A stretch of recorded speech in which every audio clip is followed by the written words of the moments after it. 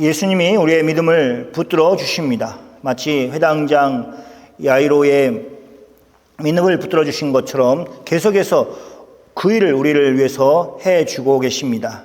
만약 그런 은혜가 우리에게 없었다면 우리는 이 자리에 있지 못할 것입니다.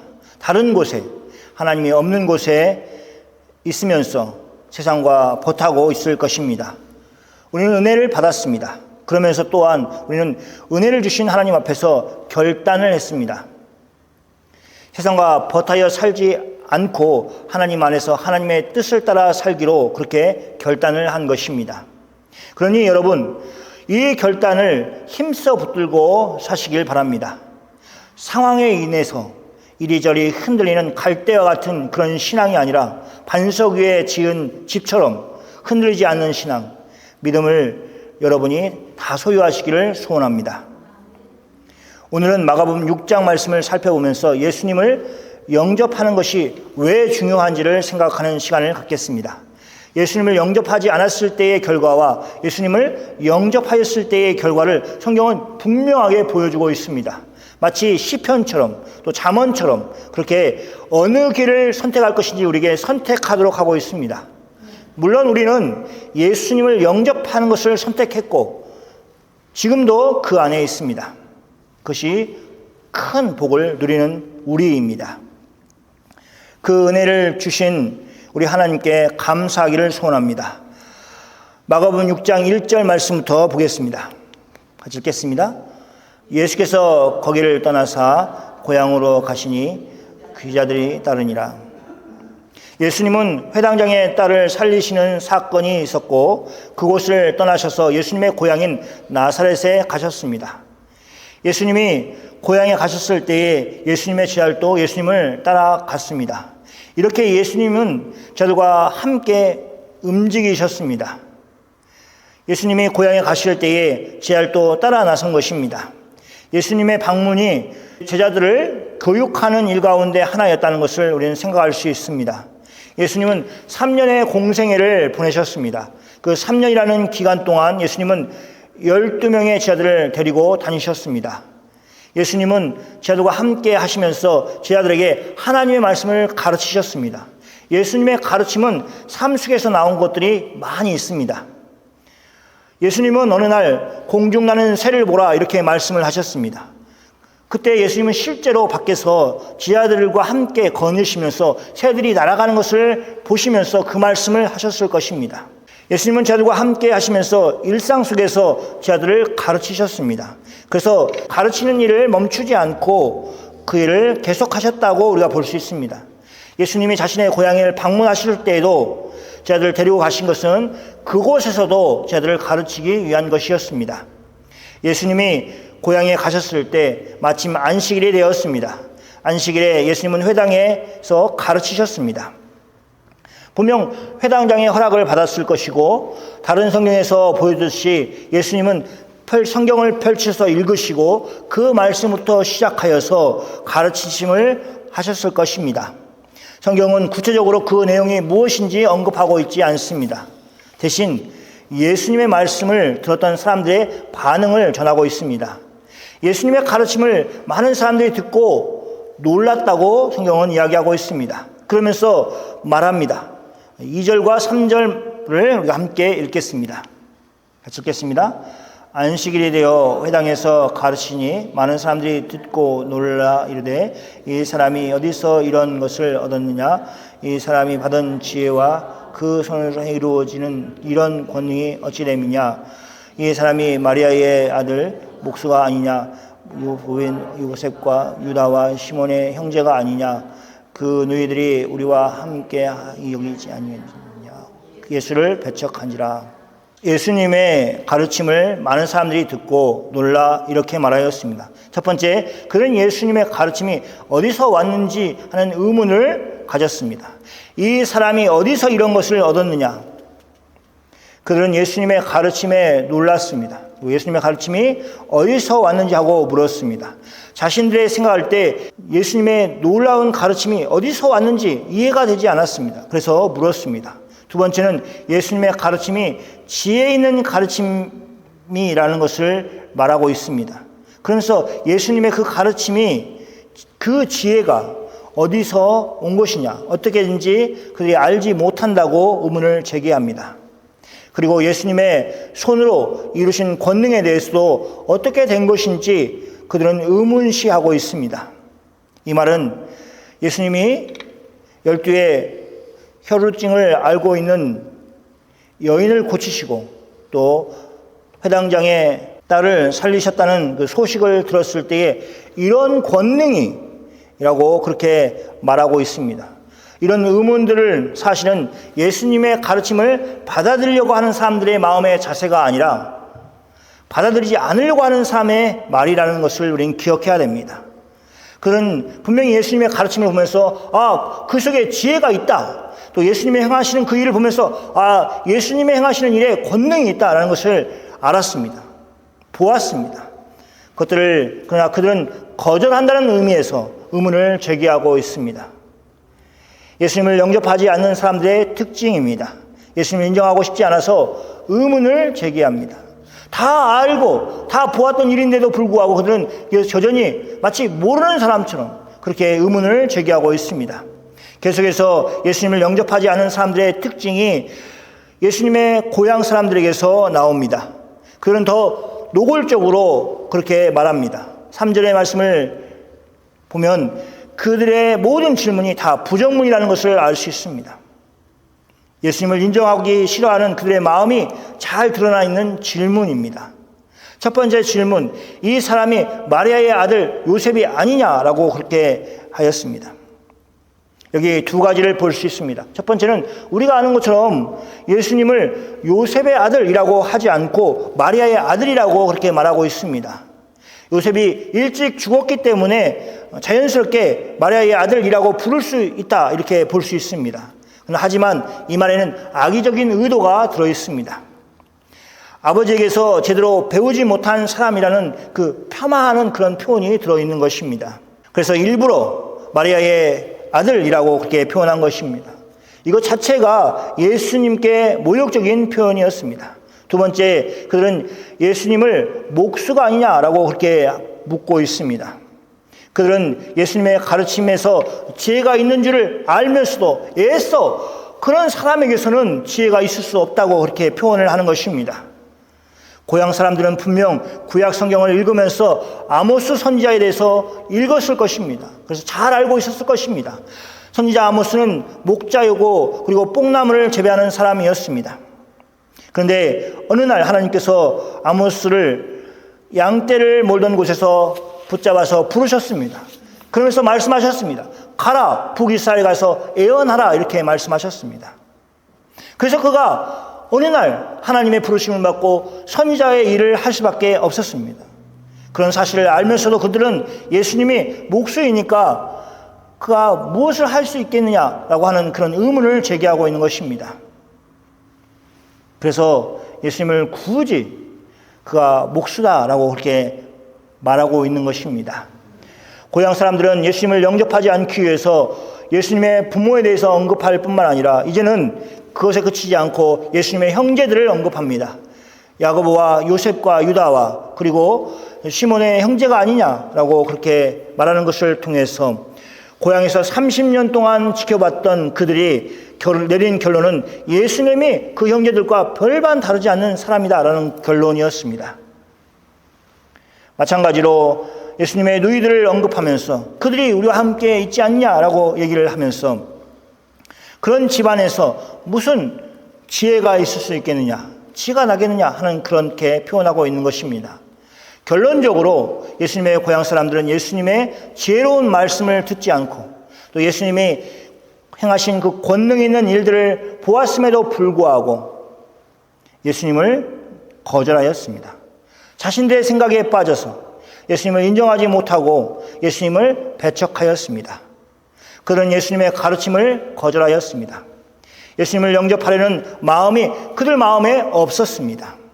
그런데 그들 중심을 보면 예수님을 배척한 것이 맞지만 실상은 그렇지 않습니다.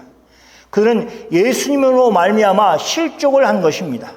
자신들이 생각하였던 선지자의 조건, 구원자의 조건이 아니라고 생각하여서 그들은 예수님을 영접하지 않았지만 사실은 그들이 예수님으로 인해서 넘어진 것입니다. 예수님을 영접하지 않은 사람들의 결과는 이렇게 예수님으로 인해서 실족을 하는 것입니다. 예수님이 그들의 말을 들으시고 보이신 반응을 보면 고향 사람들이 예수님을 어떻게 대우하셨는지를 더 잘 알 수 있습니다. 예수님은 선지자가 자기의 고향과 자기의 친척과 자기의 집 외에는 존경을 받지 못함이 없다라고 말씀하셨습니다. 이 말씀을 보면 고향 사람들만 예수님을 존경하지 않은 것이 아니라 자기의 친척과 자기의 집도 예수님을 존경하지 않았다는 것을 알 수 있습니다. 예수님이 받으셨을 그 얼마나 큰 거절을 당하는 것이 그의 마음 가운데 아픔이 됐겠습니까? 어느 날 예수님이 미쳤다는 그런 소문을 듣고 예수님의 가족들이 예수님을 찾아왔습니다. 예수님을 데리러 온 것입니다. 가족인 그들은 예수님을 알아보지 못하고 예수님을 메시아로 인정하지 못하여서 이렇게 미쳤다는 소문을 듣고 바알세불에 붙잡힌 것이라 생각하고 예수님을 데리러 온 것입니다. 그러니 예수님이 그들에게 존경을 받을 수 있었겠습니까? 예수님이 가족들에게 인정을 받을 수 있었겠습니까? 우리는 고향 사람들이 어떤 피해를 보고 있는지를 우리는 기억해야 합니다. 5절 말씀입니다. 거기서는 아무 권능도 행하실 수 없어 다만 소수의 병자에게 안수하여 고치실 뿐이더라고. 예수님의 권능은 이미 증명이 되었습니다. 12에 알았던 여인을 고치신 사건을 통해서 죽은 회당장의 딸을 살리신 사건으로 예수님은 권능이 있으신 분이라는 것을 증명하셨습니다. 그럼에도 불구하고 예수님은 자신의 고향에서 아무 권능도 행할 수 없었습니다. 그것은 예수님이 권능이 없어서 그런 것이 아니었습니다. 그곳의 사람들이 예수님을 믿고 예수님을 영접하여서 자신의 문제를 예수님께 가지고 나와서 고하고 해결해 주실 것을 구하지 않았기 때문에 발생한 일이었습니다. 성경은 다만 소수의 병자에게 안수하여 고치실 뿐이라고 말하고 있습니다. 예수님을 존경하지 못하고 영접하지 않는 그런 곳에서 소수의 사람들에게 예수님을 믿는 믿음을 가지고 있는 사람들이 있었고 예수님을 영접하여 고침을 받았다고 성경은 밝히고 있습니다. 그 안에서 믿음을 가지고 사는 것이 얼마나 귀합니까? 집에 온 식구들이 다 불신자들이고 예수님이라고는 그 이름도 들어보지 못한 그 가정에서 맨 처음 신앙을 시작하는 그 사람이 얼마나 힘들게 신앙생활을 시작했습니까? 그러나 있습니다. 그리고 그런 사람들이 변화되고 예수님을 만나고 구원함을 받고 또 가정을 변화시키는 모습들을 우리는 많이 봅니다. 그 안에서 그런 믿음을 가지고 있는 것이 귀하고 그런 믿음을 유지하는 것이 귀합니다. 예수님께 나오는 사람들이 예수님께 고침을 다 받았습니다. 성경은 그 사실을 끊임없이 이야기합니다. 그런데 문제는 예수님을 찾는 사람들이 없다는 것입니다. 예수님께 부르짖는 사람들이 사라지고 있습니다. 그래서 예수님이 말씀하십니다. 인자가 올 때에, 즉 예수님이 올 때에 세상에서 믿음을 보겠느냐라고 말씀을 하십니다. 여러분 기억하십시오. 예수님을 믿는다는 것은 예수님을 모셔드리는 것입니다. 예수님을 영접하는 것입니다. 예수님을 영접하고 예수님을 존경하는 것입니다. 내가 삶의 주인이면 예수님이 설 자리가 없습니다. 그런 사람에게는 예수님의 말씀이 중심이 아니라 자신의 생각이 중심이고 자신의 생각이 중요합니다. 그런데 그리스도인들은 그렇게 살도록 부르심을 받지 않았습니다. 우리는 예수님이 중심인 삶을 살도록 예수님의 뜻과 생각이 중요하게 생각하도록 그렇게 부르심을 받았다는 것을 기억하십시오. 예수님은 고향 사람들이 믿지 않음을 인하여 이상히 여기셨습니다. 이것은 예수님이 그것을 예상하지 못하였기 때문에 하시는 말씀이 아닙니다. 예수님을 믿으면 구원을 받을 수 있는데 살 길이 여기에 있음에도 불구하고 그것을 버리고 망하는 길을 가는 그것을 예수님이 이상하게 여기신 것입니다. 이것이 죄악 가운데 사는 인간의 모습입니다. 바른 길이 있고 바른 길이 살 길임에도 불구하고 그들은 그것을 선택하지 않습니다. 자신이 죽을 길임에도 불구하고 어리석게 그것을 선택하고 그것을 행합니다. 그것은 마치 의로운 길인 것처럼 그렇게 여기면서 걸어갑니다. 그래서 영적인 눈이 어두워졌기 때문에 그런 상황 판단의 분별력이 사라졌다고 그렇게 보는 것입니다. 참 이 길에서 돌이키는 것이 어렵습니다. 우리의 힘으로는 할 수 없습니다. 그러나 하나님의 힘으로는 가능합니다. 그래서 우리가 기도를 해야 합니다. 하나님께 맡기고 나아가는 삶을 살도록 결심해야 됩니다. 그런 삶이 복이 있습니다. 예수님의 고향에서 예수님을 영접하지 않는 상황이 벌어졌습니다.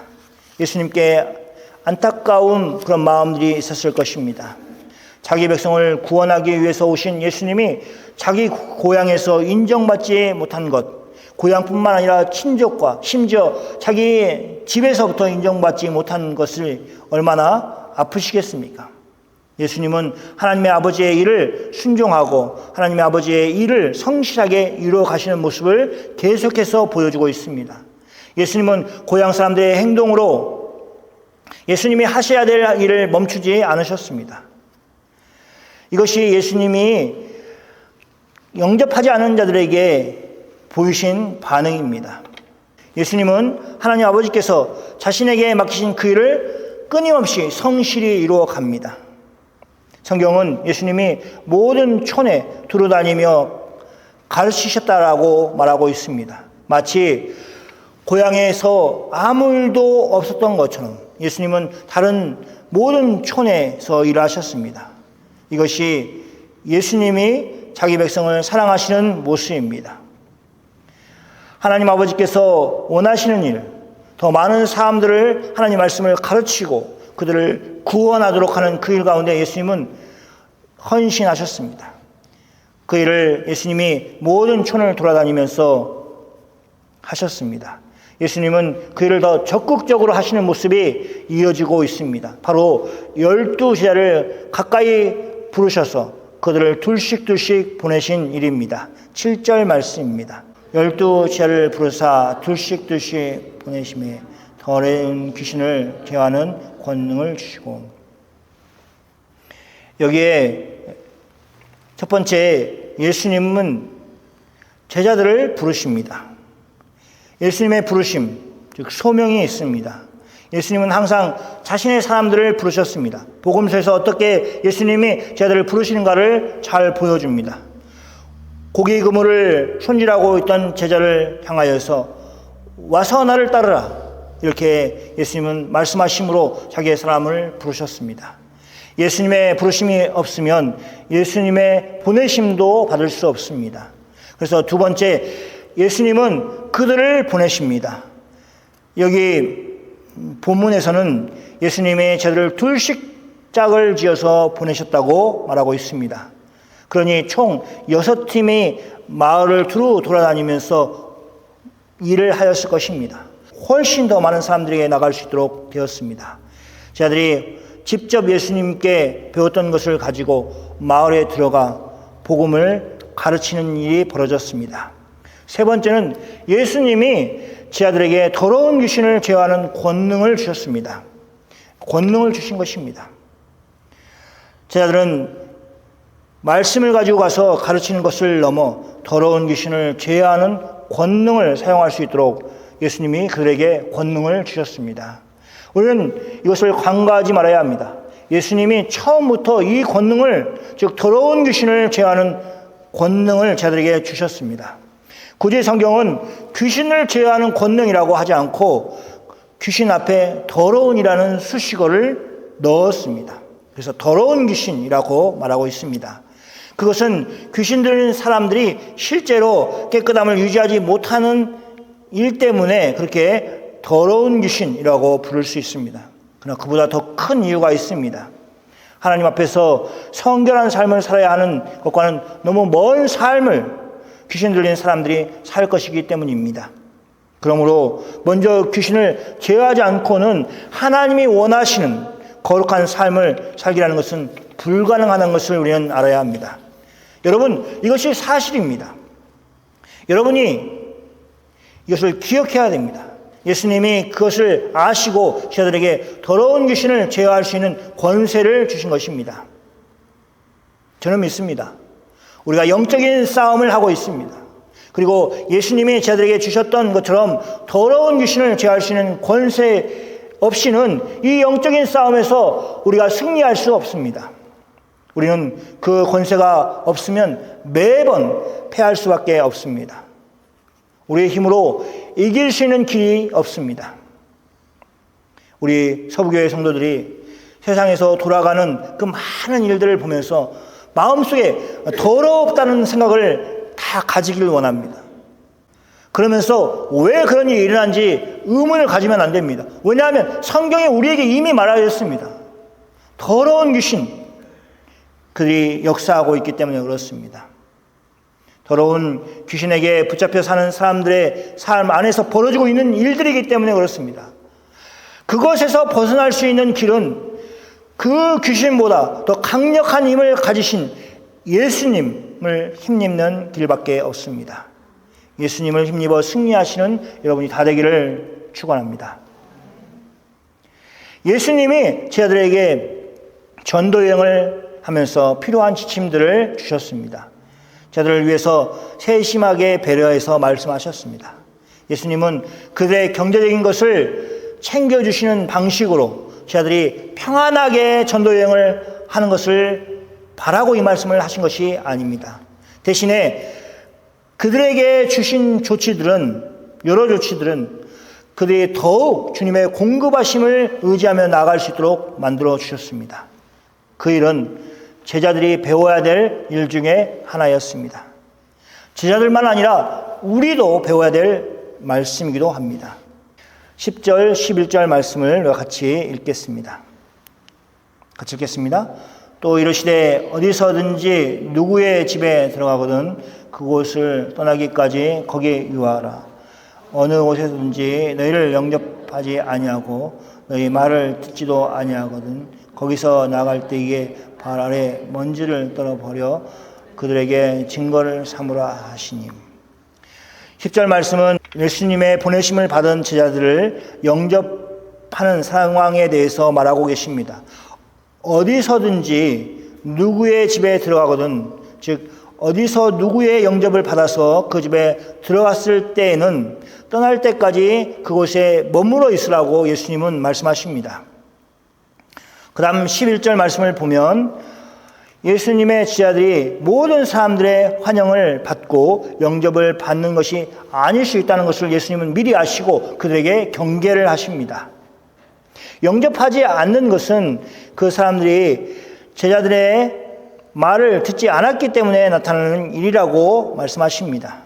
반대로 그 사람들의 말을 듣지 않으니 자연스럽게 예수님의 제자들을 귀하게 여기지 않고 그리고 영접하는 일이 벌어지지 않고 있음을 또한 말하고 있습니다. 이것은 복음을 어떻게 대하는지와 연관이 있습니다. 왜냐하면 예수님의 제자들이 나가서 전한 것은 다른 것이 아니라 예수님의 말씀을, 예수님의 가르침을 가지고 나갔기 때문에 그렇습니다. 이스라엘 백성들에게 예수님이 처음 하신 말씀이 무엇입니까? 회개하라, 천국에 가까이 왔느니라. 이 말처럼 저들은 회개하라는 것을 전파하였습니다.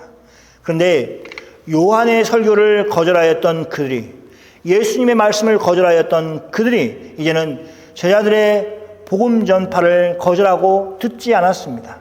그래서 그들을 영접하지 않았습니다. 예수님은 그런 사람들이 어떻게 대해야 하는지 제자들에게 가르쳐 주셨습니다. 예수님은 그렇게 제자들을 영접하지 아니하고 제자들의 말을 듣지도 아니하는 사람들에게 제자들이 거기서 나갈 때에 발 아래 먼지를 털어버려 그들에게 증거를 삼으라고 하셨습니다. 이것은 그 당시에 유대인들의 행동을 알아야만 이해할 수 있습니다. 경건한 유대인들은 이방 땅을 밟거나 여행을 하고 돌아왔을 때에 발과 옷에 묻은 이방 땅의 먼지를 모두 털어내는 관례가 있었습니다. 발에 그 먼지를 털고 옷에 먼지를 털어서 이방의 것은 하나도 가지고 가지 않겠다는 그런 마음이 있었던 것입니다. 그래서 예수님이 제자들에게 말씀하신 행동은 예수님이 전한 가르침을 거절한 사람들을 이방인으로 생각하라는 그런 표현이었습니다. 그런 말씀이었습니다. 그들이 하나님의 백성이었으면 하나님이 보내신 아들의 복음을 전하는 제자들을 거절할 리가 없고 그들을 영접하였을 것입니다. 그런데 그들이 제자들을 영접하지 않고 제자들의 말을 듣지 않는 것을 보니 스스로 이방인을 자처한 것이라 그렇게 본 것입니다. 예수님은 제자들에게 그들을 이방인 취급하라 라고 말씀을 하신 것입니다. 예수님을 영접하는 이유가 바로 이것입니다. 우리가 예수님을 영접하지 않으면 우리는 예수님과 상관없는 사람이 되고 하나님과 상관없는 이방인과 같은 삶을 살 것입니다. 그런데 우리는 기억해야 됩니다. 예수님은 예수님의 제자들에게 그들을 이방인 취급하라고 말씀하신 것을 기억해야 됩니다. 제자들이 둘씩 나아가서 일한 결과가 13절에 있습니다. 같이 읽겠습니다. 많은 귀신을 쫓아내며 많은 병자에게 기름을 발라 고치더라. 예수님의 제자들이 많은 귀신을 쫓아냈고 또 많은 병자를 기름을 발라 고쳤습니다. 많은 귀신을 쫓아낸 것은 예수님이 주신 더러운 귀신을 제어하는 권세를 사용해서 벌어진 일이었습니다. 제자들은 그뿐 아니라 많은 병자를 고쳤습니다. 그들은 기름을 발라주는 방식을 통해서 그들을 고쳤습니다. 예수님 한 분이 일하신 것보다 둘씩 6팀에 나가서 얼마나 많은 일을 하였던가 우리는 충분히 상상할 수 있습니다. 우리는 그 일을 주목할 필요가 있습니다. 귀신으로부터 자유하게 된 사람들, 병으로부터 구원함을 얻게 된 사람들이 예수님의 제자를 영접하였기 때문에 그 일이 벌어진 것입니다. 그들의 말을 들었기 때문에 이런 결과가 있었던 것입니다.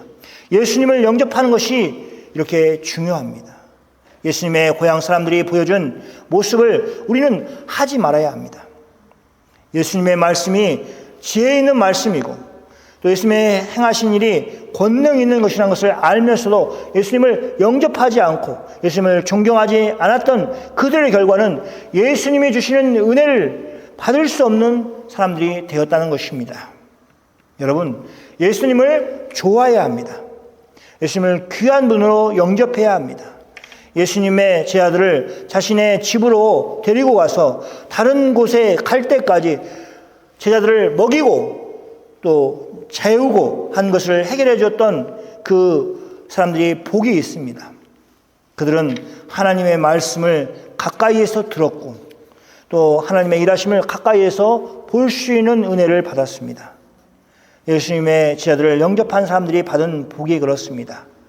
그들은 예수님을 영접한 것과 같은 복을 누렸습니다. 그럼 우리는 어떻게 해야 합니까? 우리는 예수 그리스도의 영이신 성령을 영접해야 합니다.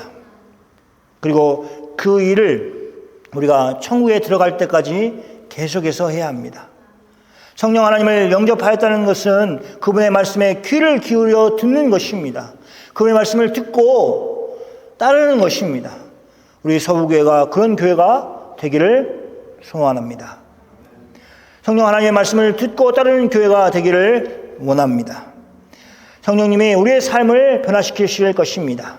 먼저는 성경에서 이야기했듯이 더러운 귀신으로 인해서 망가진 삶을 회복시켜 주실 것입니다.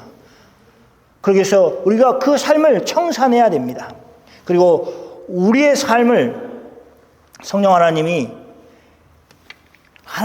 기뻐하시는 거룩한 삶으로 변화시켜 주실 것입니다.